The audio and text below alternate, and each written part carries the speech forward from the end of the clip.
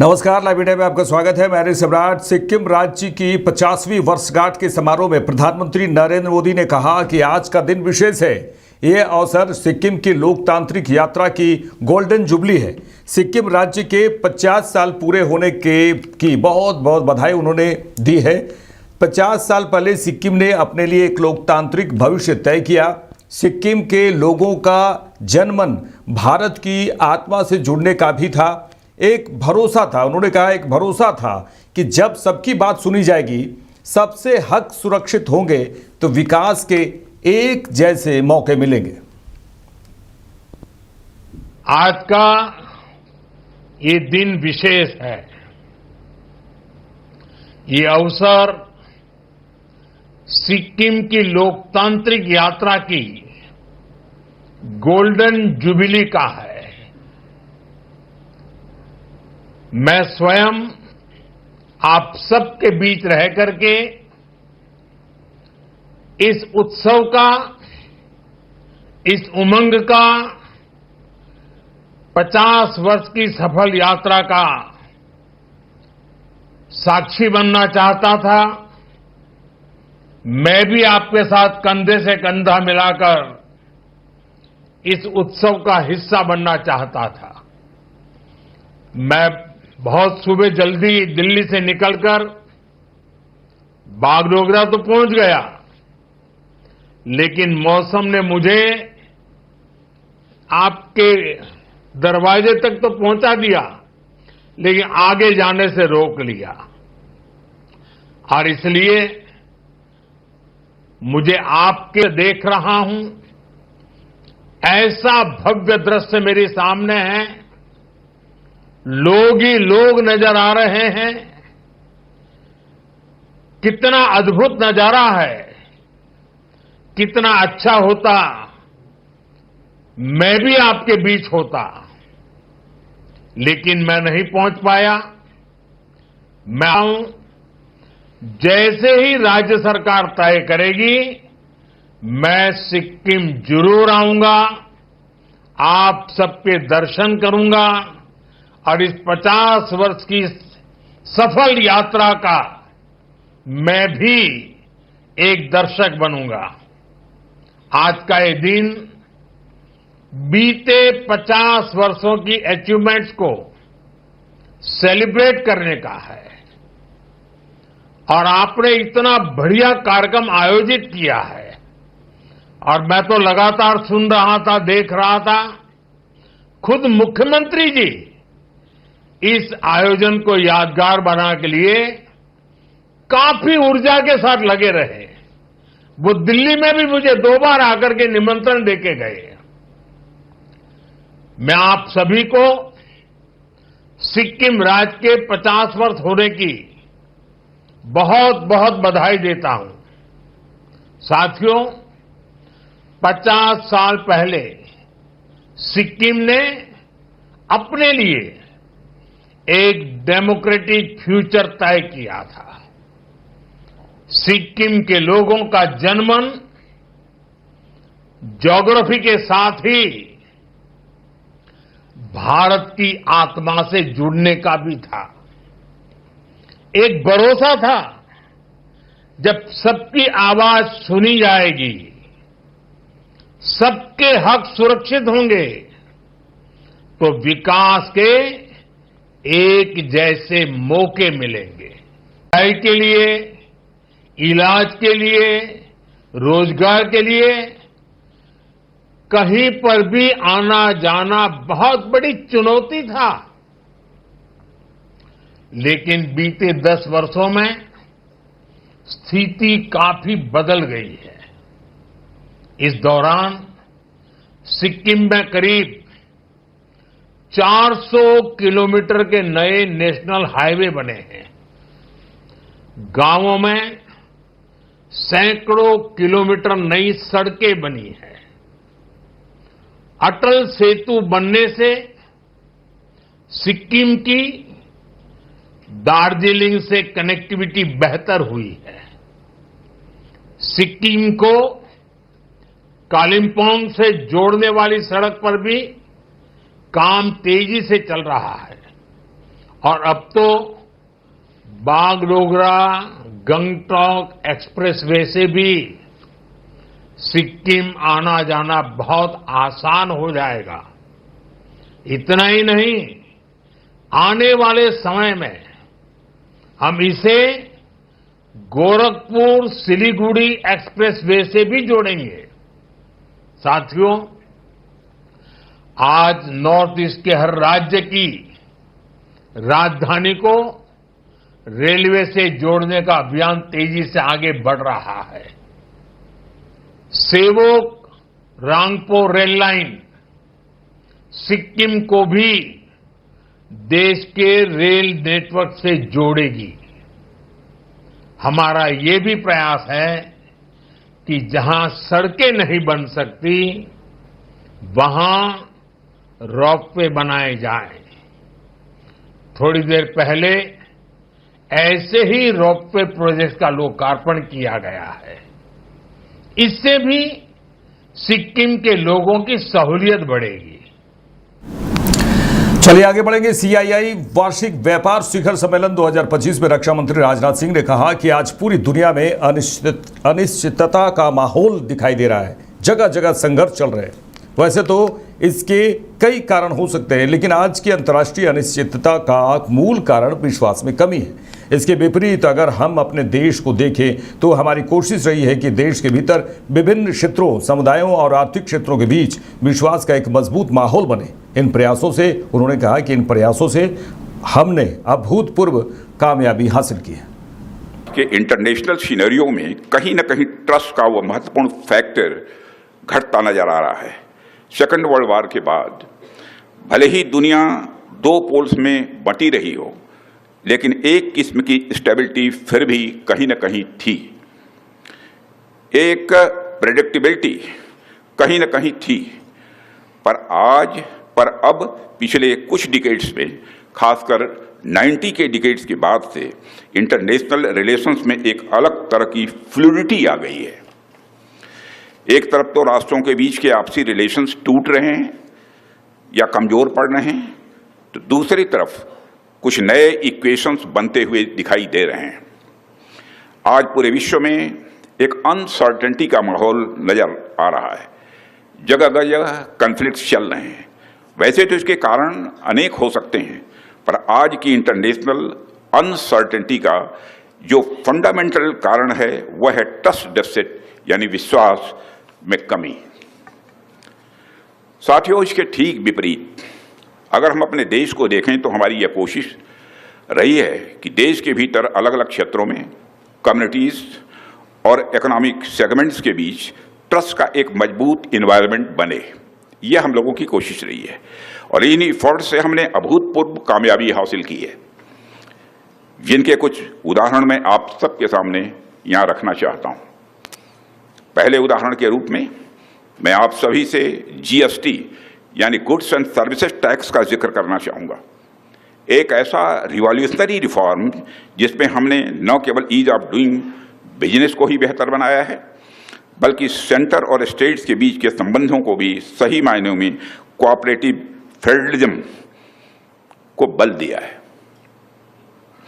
यह केवल एक टैक्स सिस्टम नहीं है, बल्कि एक नेशनल इकोनॉमिक इंटीग्रेशन मॉडल है जो सेंटर और स्टेट्स के बीच ट्रस्ट के फाउंडेशन पर यह बना हुआ है।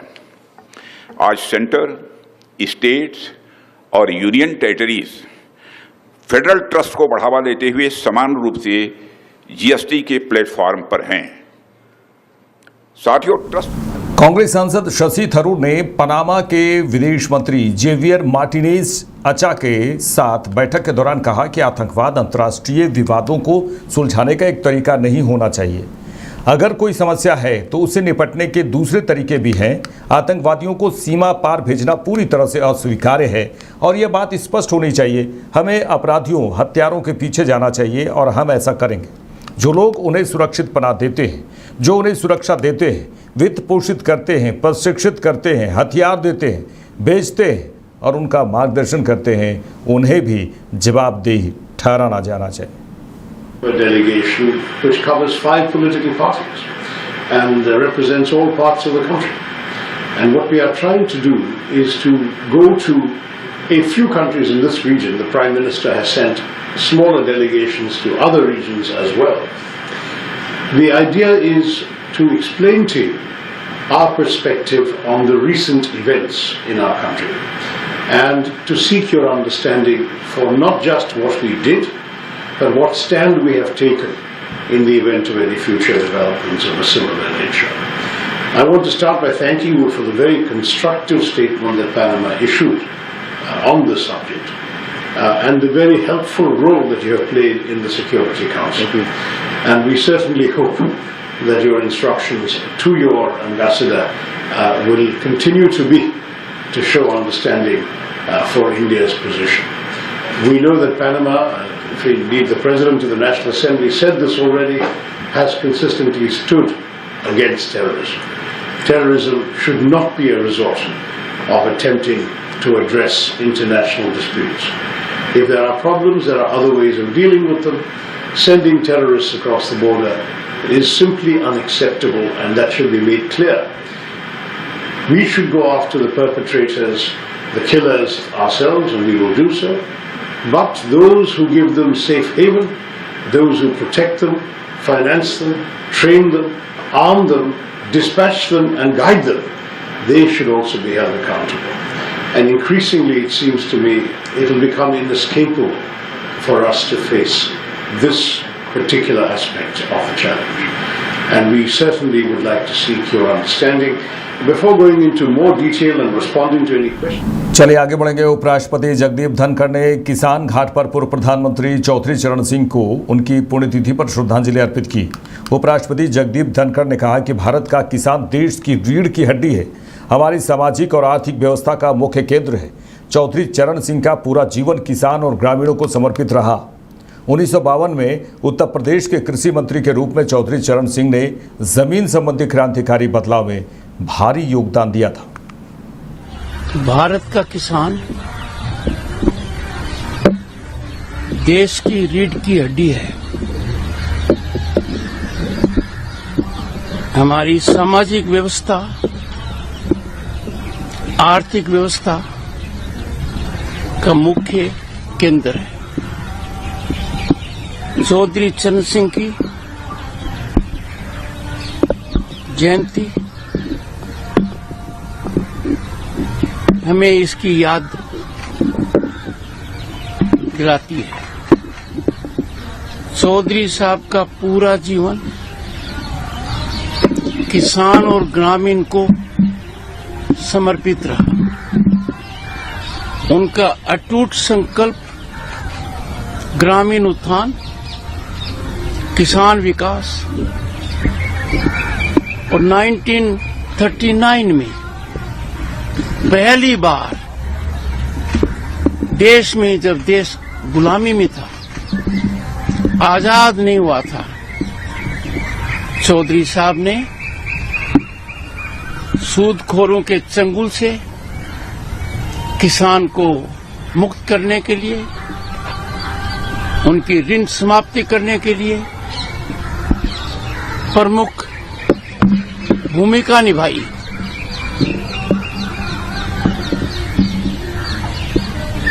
उसके बाद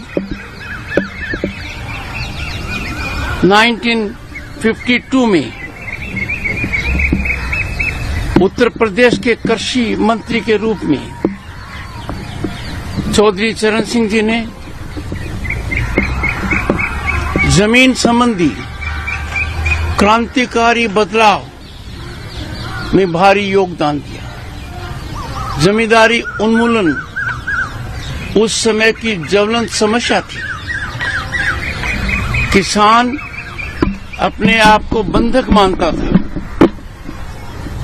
जो जमीन उसकी है, जिस माटी को वो पूजता है, उस पर उसका अधिकार नहीं था।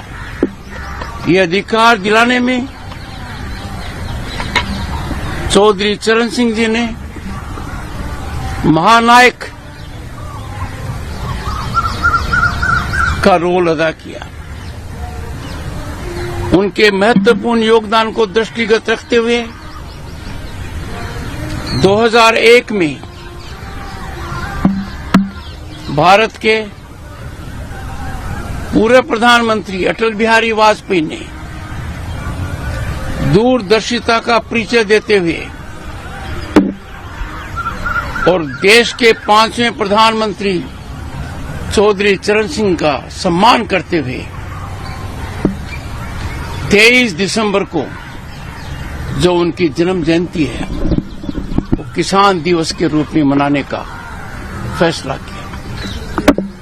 तो 2002 से लगातार, घोषणा 2001 में हुई थी, 2002 से लगातार राष्ट्रीय किसान दिवस के रूप में उनकी जन्म जयंती मनाई जा रही है 23 दिसंबर को।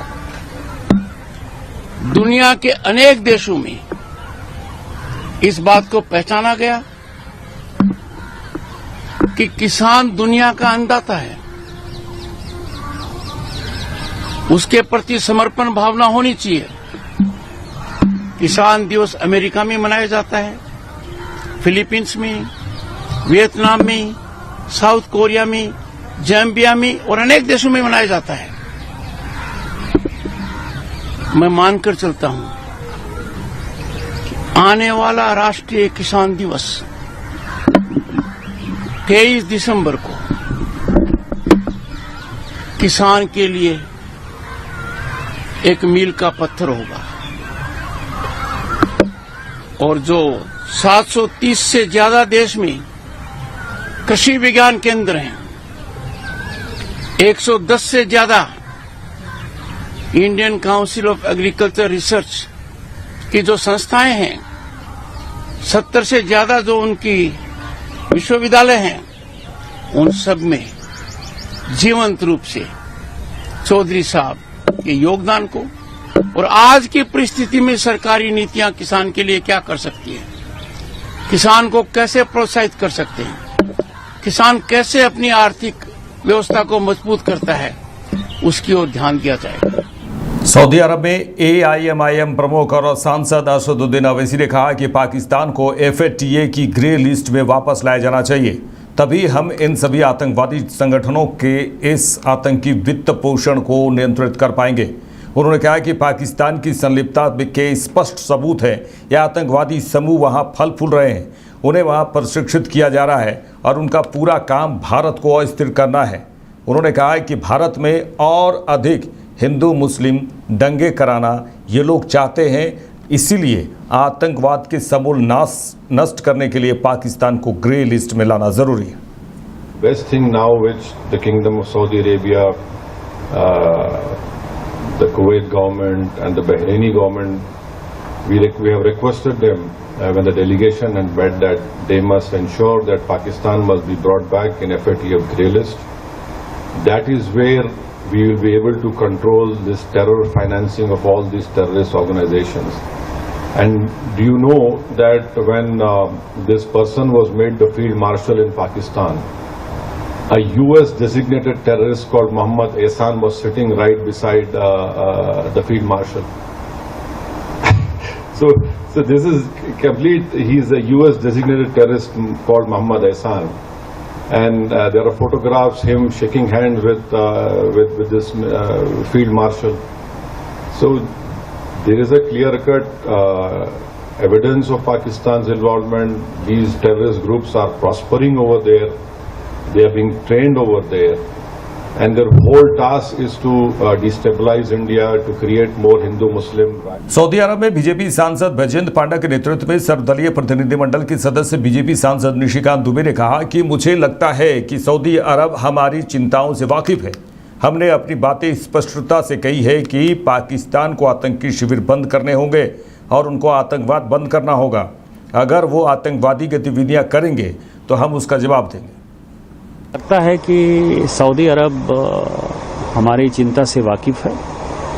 फिर हम एक थिंक टैंक में गए, वो भी फॉरेन मिनिस्ट्री का है थिंक टैंक है, और सभी जगह ये बात है और हमने अपनी बातें स्पष्टता से कही कि आतंकी कैंप उनको बंद करने पड़ेंगे, आतंकवाद उनको बंद करना पड़ेगा।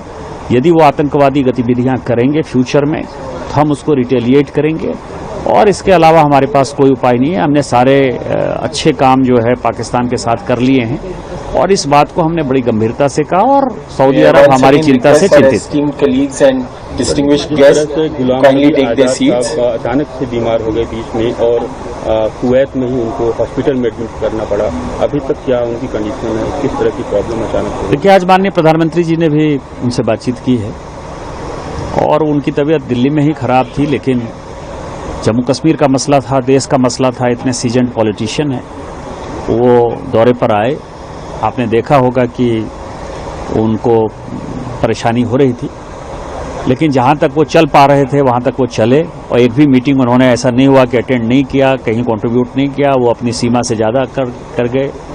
कुवैत में उनकी तबीयत थोड़ी सी खराब दिखाई दी तो हम एम्बेसी ने उनको हॉस्पिटल में भर्ती किया। हम लोग सभी उनको देखने के लिए गए थे। फिर आज भी बातचीत हुई है, कल भी बातचीत हुई। वो अब कंप्लीट स्वस्थ हैं, लेकिन हम लोगों ने उनको रिक्वेस्ट किया है कि हम लोग आपका काम जो है संभाल लेंगे और आप जो है स्वदेश वापस चले जाइए। तो मुझे लगता है कि आजकल में जब वो अस्पताल से उनको छुट्टी मिलेगी तो वो दिल्ली चले जाएंगे। मेरे साथ इस बुलेटिन में इतना ही। देश दुनिया के तमाम खबरों के लिए देखते रहिए लाइव इंडिया। नमस्कार।